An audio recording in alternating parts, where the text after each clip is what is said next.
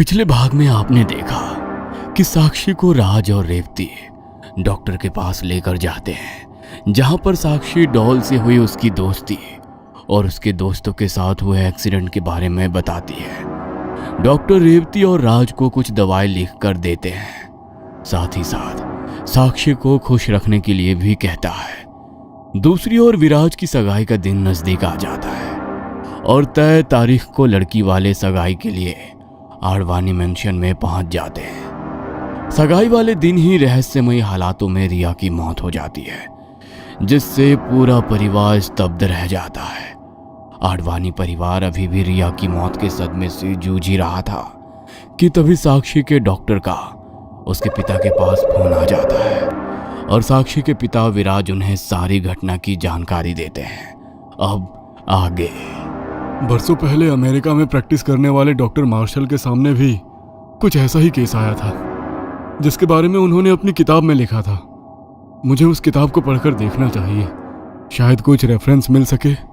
Doctor अपने घर की लाइब्रेरी में जाकर डॉक्टर मार्शल की किताब निकालता है और साक्षी के स्टेटमेंट की फाइल और उस किताब को बैठकर पढ़ने लगता है। डॉक्टर मार्शल की किताब को कई घंटे तक स्टडी करने के बाद अब डॉक्टर अभिनव के माथे पर पसीने की बूंदें चमक रही थी, क्योंकि उन्होंने डॉक्टर मार्शल के पास आए एक ऐसे केस के बारे में डिटेल में पढ़ा था, जिसे पढ़कर उन्हें समझ नहीं आ रहा था कि वो किस नतीजे पर पहुंचे।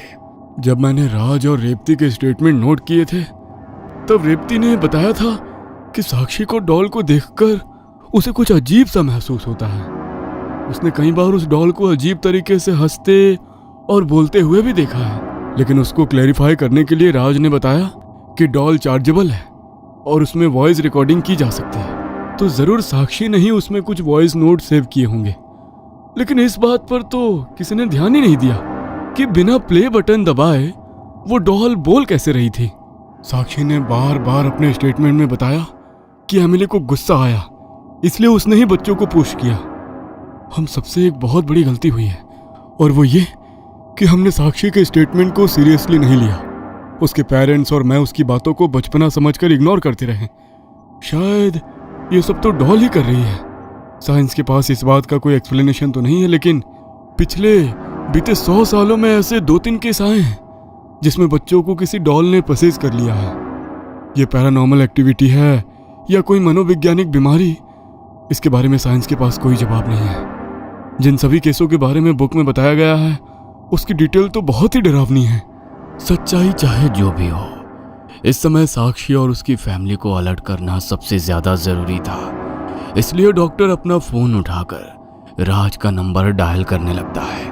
तभी उसे अपने स्टडी रूम में लगी रोलिंग चेयर के लगातार हिलने की आवाज सुनाई देती है। घर में तो कोई भी नहीं है, ये अचानक चेयर के हिलने की आवाज कैसे आ रही है? डॉक्टर अपना फोन टेबल पर रखकर स्टडी रूम की ओर जाने लगता है। तभी डॉक्टर को किसी बच्चे के खिलखिलाने की आवाज सुनाई देती है। कौन है वहां? मैंने पूछा कौन है? डॉक्टर के इतना पूछने पर चेयर के पास से किसी बच्चे के हंसते हुए गाना गाने की आवाज सुनाई देने लगती है।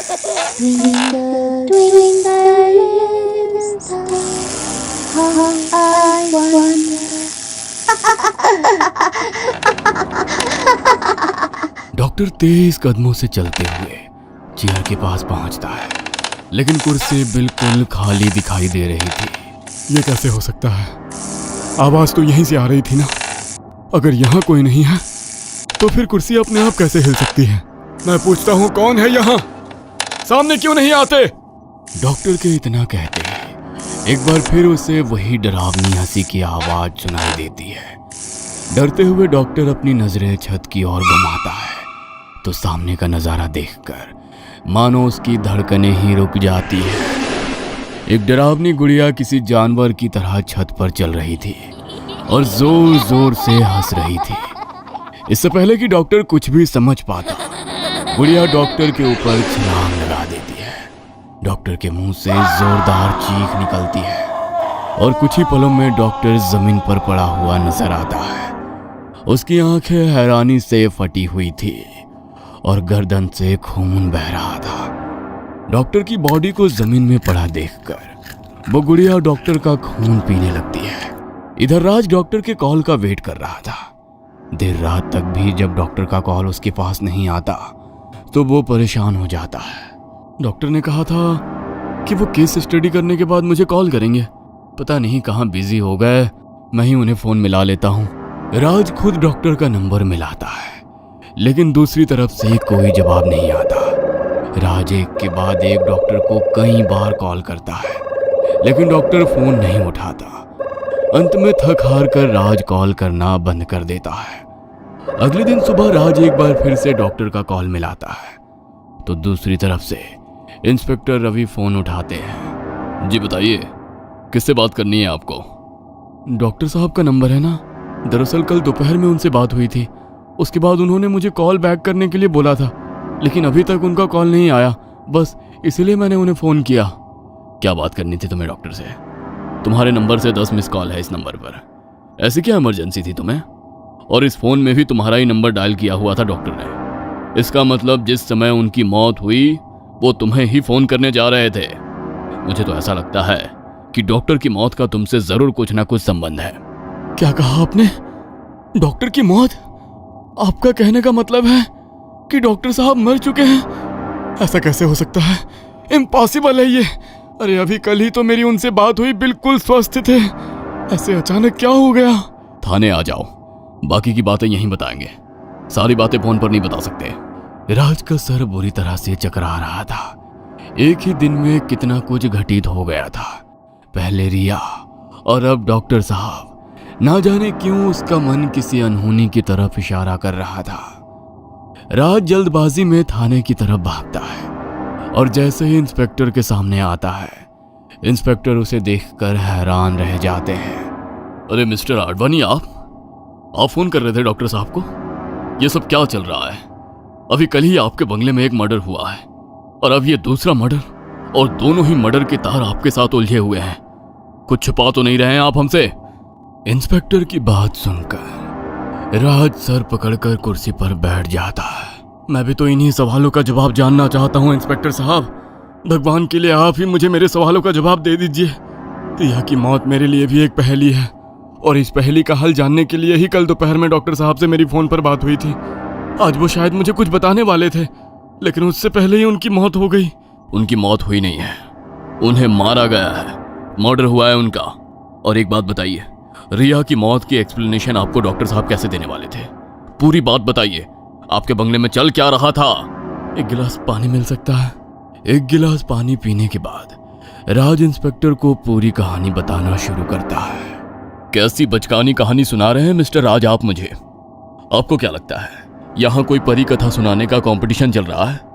आपके कहने का मतलब यह है कि आपकी बच्ची को कुछ दिन पहले एक गुड़िया मिली है। जब से वो गुड़िया आपके घर आई है कुछ ना कुछ अजीब हो रहा है आपके घर में। देखिए, ऐसे केस पहले भी देखे हैं मैंने, जहां कातिल खुद को बहुत शातिर समझता है।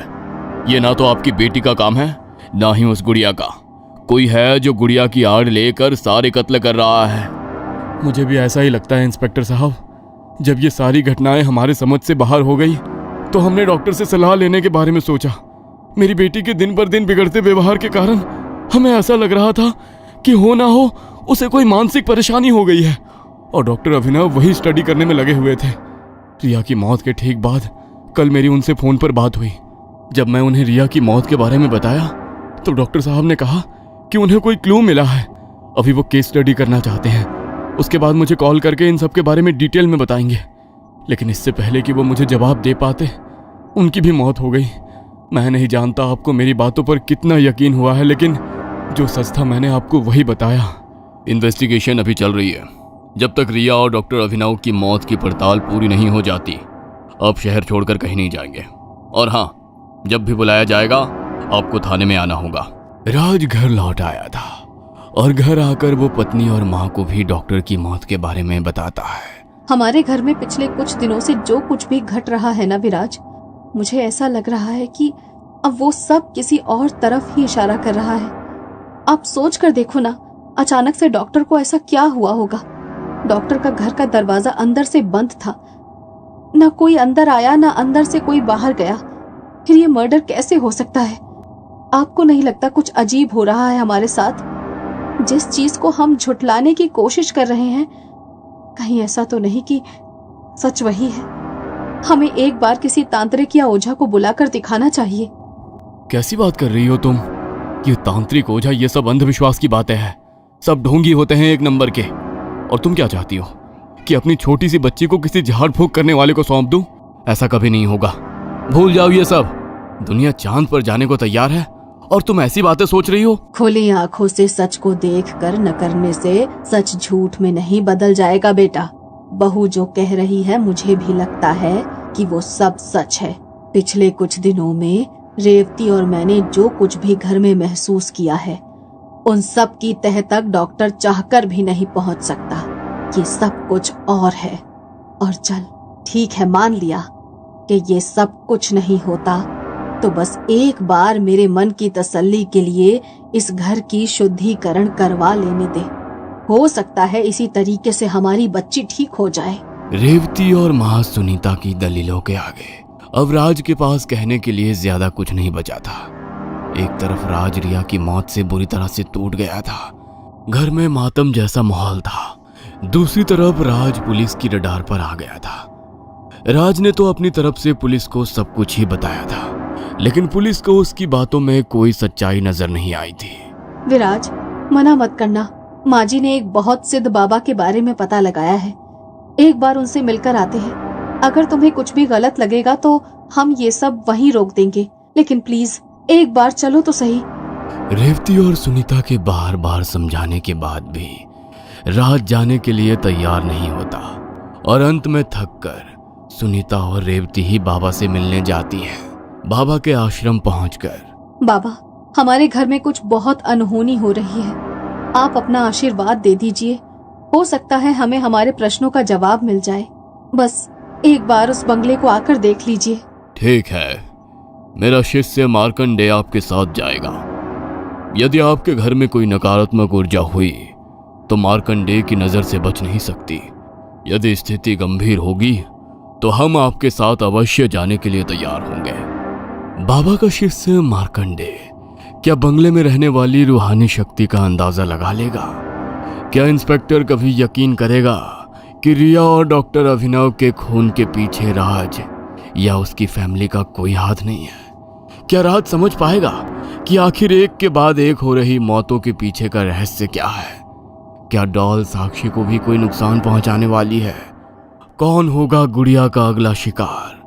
इन सभी सवालों का जवाब जानने के लिए देखना ना भूलें कहानी का अगला भाग। और हाँ दोस्तों, अगर हमारी कहानी पसंद आ रही हो और आप हमारे और भी वीडियो देखना चाहते हैं तो हमें सब्सक्राइब जरूर करें।